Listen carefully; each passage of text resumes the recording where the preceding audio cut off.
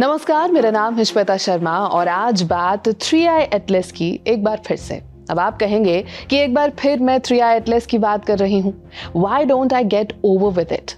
तो वजह है इस comet AKA alleged alien ship की जर्नी। 3i एटलस मार्च तक हमारे सोलर सिस्टम में मौजूद रहेगा और इसी वजह से चर्चा अब भी जारी है। तो आज बात एवी लियोब की एक बार फिर से, क्योंकि उनकी एक नई ऑब्जर्वेशन चर्चा में है कि क्या 3i एटलस पर लोग रहते हैं, जीवन मौजूद है वहां। तो चलिए विस्तार से जानते हैं।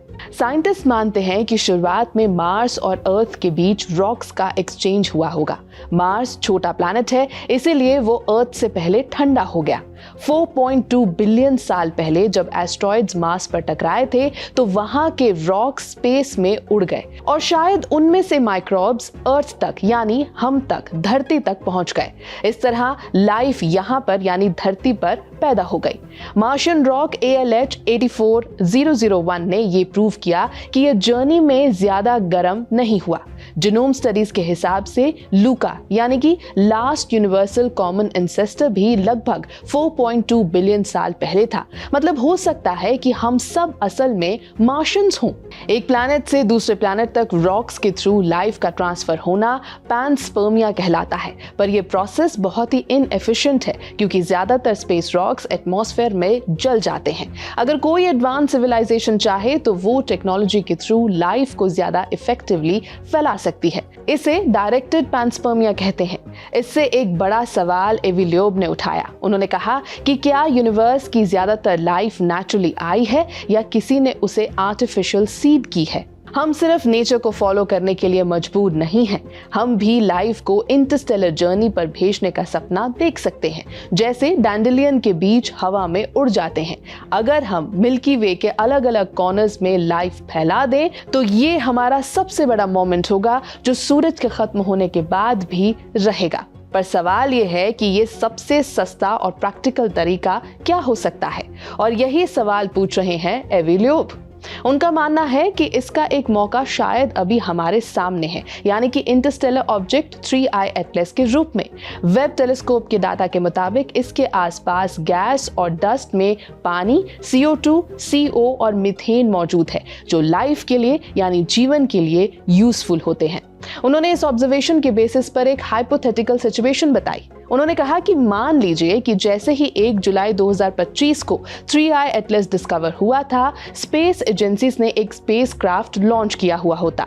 दिसंबर 2025 में वो इस ऑब्जेक्ट से टकरा जाता और उसके अंदर धरती की लाइफ के सीड्स वाला कैप्सूल डाल दिया जाता।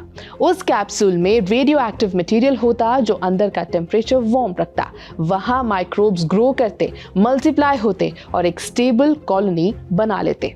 फिर बिलियन सालों तक 60 किलोमीटर प्रति सेकंड की स्पीड से ट्रैवल करने के बाद जब 3i एटलस किसी हैबिटेबल एक्सोप्लैनेट के पास पहुंचता तो उसकी आइस पिघलती और लाइफ डस्ट पार्टिकल्स के साथ बाहर निकल जाती, बिल्कुल डैंडेलियन के बीजों की तरह।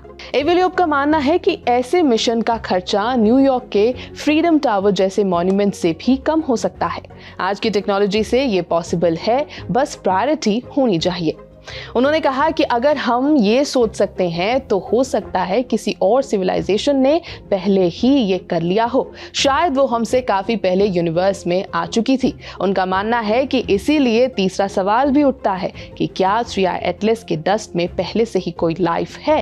स्फीयर एक्स टेलीस्कोप के डाटा में ऑर्गेनिक मॉलिक्यूल्स जैसे मिथेनॉल, फॉर्मेल्डिहाइड, मीथेन और इथेन मिले हैं। सबसे इंटरेस्टिंग बात यह है कि मीथेन का स्ट्रॉन्ग सिग्नल सिर्फ तब मिला जब 3i एटलस सूरज के पास से गुजरा। मीथेन बहुत ज्यादा वॉलेटाइल होता है, मतलब जल्दी इवेपोरेट हो जाता है, तो पहले ही डिटेक्ट हो जाना चाहिए था, पर ऐसा हुआ नहीं। पहले CO मिला जो मीथेन से भी ज्यादा वॉलेटाइल है। ये थोड़ा स्ट्रेंज जरूर है और एवी लियोब ने ये सारी ऑब्जर्वेशंस अपने नए आर्टिकल में लिखी हैं।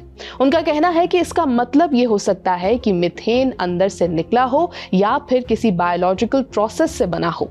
इस पर एवी लियोब ने उठाया है सबसे बड़ा सवाल कि क्या 3i एटलस अपने साथ कोई लाइफ फॉर्म्स को ले जा रहा है, यानी जीवन का अंश 3i एटलस पर मौजूद है। यह है ABP लाइव। मेरा नाम है श्वेता शर्मा।